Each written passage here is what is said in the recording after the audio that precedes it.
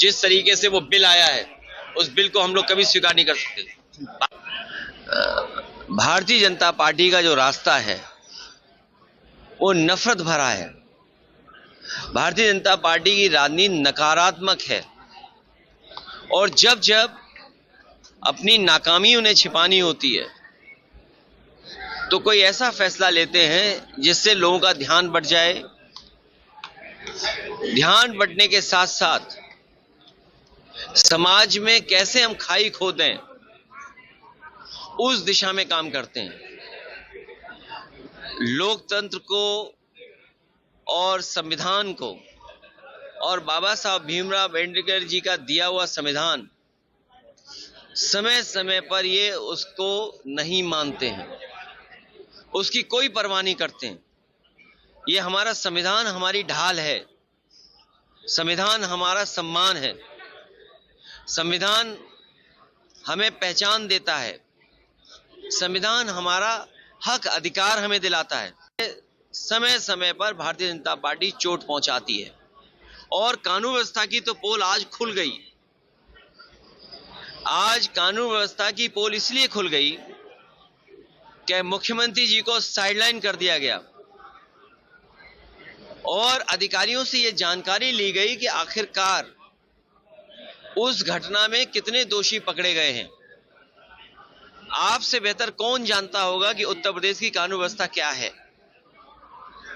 जो आंकड़े उत्तर प्रदेश सरकार के बताते हैं, सबसे ज्यादा महिलाएं असुरक्षित हैं, बेटियां असुरक्षित हैं, अन्याय हो रहा है, भेदभाव हो रहा है और पार्टी देख करके भेदभाव हो रहा है, जाति देख करके भेदभाव हो रहा है और अपनी बात को मनवाने के लिए अगर झूठे भी मुकदमे लगाने पड़े तो वो मुकदमे झूठे लगाए जा रहे हैं और विपक्ष को कैसे कमजोर किया जाए, कैसे दबाया जाए, लगातार सरकार कर रही है। और इधर तो हमने क्या देखा, अर्थव्यवस्था का खेल। जो लोग विश्व गुरु बनना चाहते थे, जो दुनिया को लीड करना चाहते थे, भारतीय जनता पार्टी जो जुमले समय समय पर बताती थी कि हम दुनिया की तीसरी और चौथी अर्थव्यवस्था बन गए हैं, आज महंगाई कहां पहुंच गई है। महंगाई बढ़ती चली जा रही है, बेरोजगारी बढ़ती चली जा रही है, सरकारी नौकरियां नहीं है, किसान की आय दोगुनी होनी थी वो दोगुनी नहीं कर पा रहे हैं। और जो लोग कहते थे हम आलू खरीद लेंगे, किसान की पैदावार को सही कीमत दे देंगे, इन्होंने साठगांठ कर ली उद्योगपतियों से, बड़े बड़े कारोबारियों से साठगांठ कर करके हमारे किसान का गेहूं को जो कीमत मिलनी चाहिए वो भी ये उपलब्ध नहीं करा पा रहे हैं। और क्या सीमा बांध रहे हैं, सीमा ये बांध रहे हैं कि इससे ज्यादा प्राइवेट के लोग भी नहीं खरीद सकते गेहूं। जो अगर कंपटीशन होता कहीं, जो बाजार का कंपटीशन है, इसीलिए तो ये काले कानून ला रहे थे, यही तो तर्क दे रहे थे कि बाजार का कंपटीशन होगा तो किसान को ज्यादा लाभ पहुंचेगा। लेकिन आज जब गेहूं की कीमत सही मिल सकती थी किसान को, ये पाबंदी लगा रहे हैं कि किसान को सही कीमत ना मिले गेहूं की। पीछे से बड़ी बड़ी कंपनियों को पूरा गेहूं खरीदवा दे रहे हैं और अभी जो बारिश हुई है, जो आंधी तूफान आया है, जो नुकसान हुआ है उसकी भरपाई सरकार करने के लिए तैयार नहीं है। इसलिए ये सरकार का जाना तय है। जहां हम लोग खड़े हैं इससे बहुत दूर नहीं, हम और आप लोग तब भी मिले होंगे जब तोशिबा कंपनी का हरदवागंज में प्लांट लगवाया गया था। उसकी बिजली बनने लगी है, उत्पादन ज्यादा है, लेकिन बिजली की कीमत क्या है आज? बिजली की कीमत कितनी देनी पड़ रही है? न केवल शहरी लोगों को देनी पड़ रही है बल्कि गांव के लोगों को भी दिक्कत का सामना करना पड़ रहा है। और ये जीएसटी का जो कानून लाए थे, ये बताते थे कि जीएसटी से हमारा व्यापार बढ़ेगा, लेकिन जीएसटी ने हमारे व्यापार को बर्बाद कर दिया, उलझा दिया। जो लाभ मिलना चाहिए था वो लाभ भी सरकार नहीं व्यापारियों को दे पा रही है। ये बात तो आपसे बेहतर कौन जानेगा। और हमारे चैनल भाई लोग हैं, जब से कोविड गया है तब से इनका भी वेतन किसी का नहीं बढ़ा। वक्फ बोर्ड के खिलाफ है हम लोग। जिस तरीके से वो बिल आया है उस बिल को हम लोग कभी स्वीकार नहीं कर सकते। भारतीय जनता पार्टी के बिल को हम कभी स्वीकार नहीं कर सकते। लगातार सियासत हो रही है, विरोध प्रदर्शन।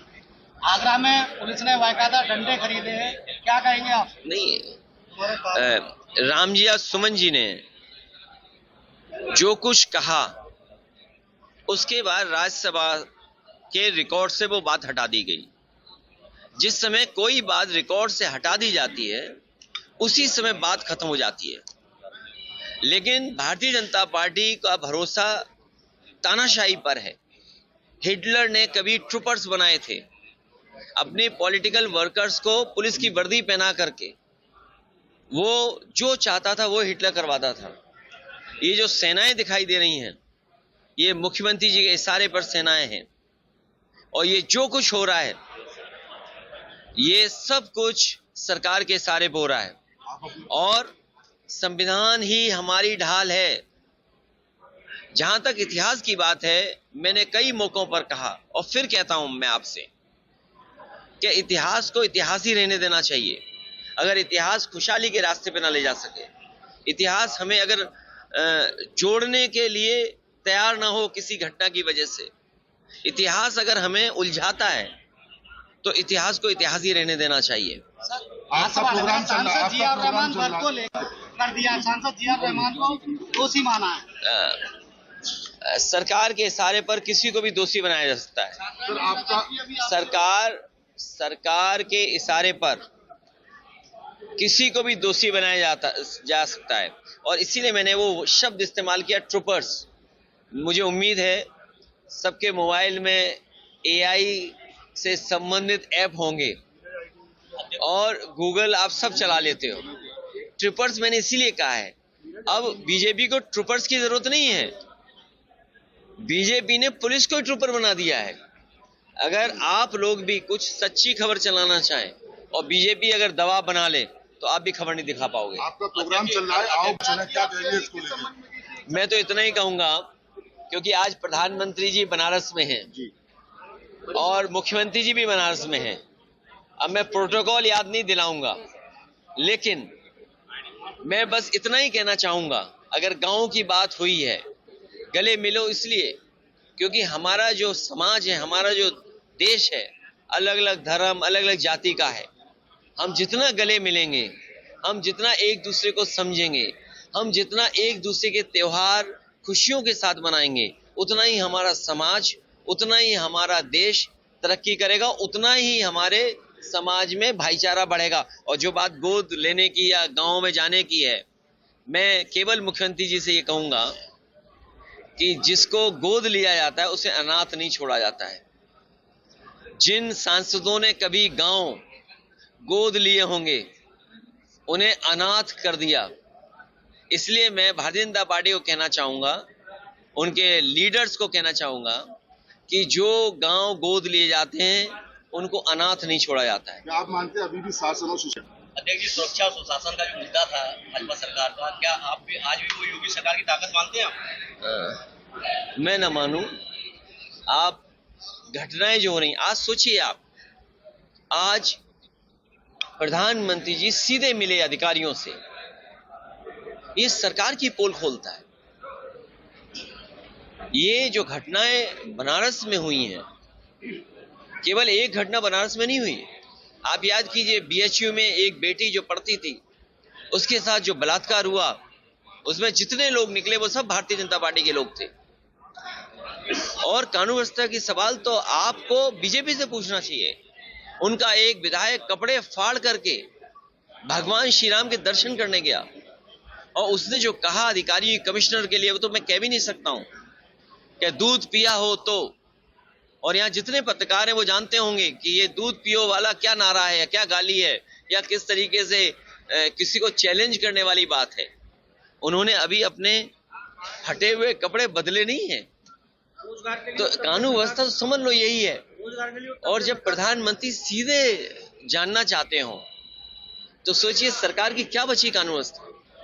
और सच्चाई ये है, दिल्ली वालों को लखनऊ वाले धोखा दे रहे हैं। सर, एक अलीगढ़ को लेकर जिस तरीके से वो